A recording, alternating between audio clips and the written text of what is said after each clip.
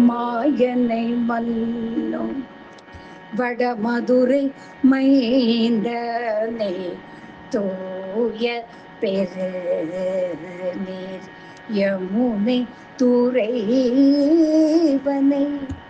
மாயனை மன்னும் வடமதுரை மைந்தனை தூய பெருநீர் யமுனை துறைவனை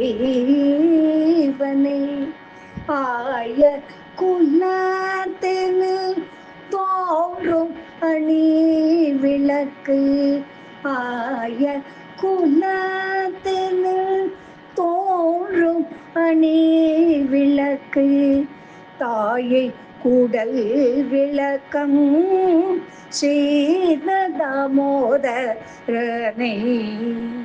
தாயை கூடல் விளக்கம் ஸ்ரீதாமோதரனை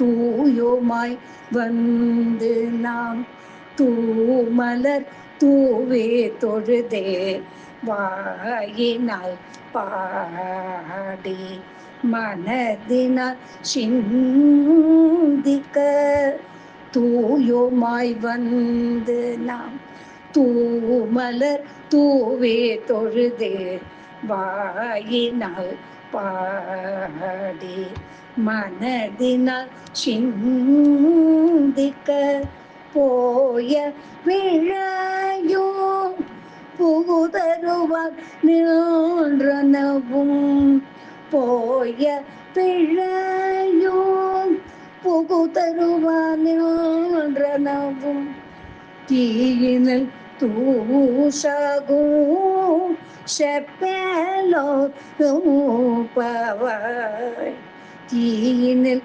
தூஷகும் செப்பேலோ பவாய்.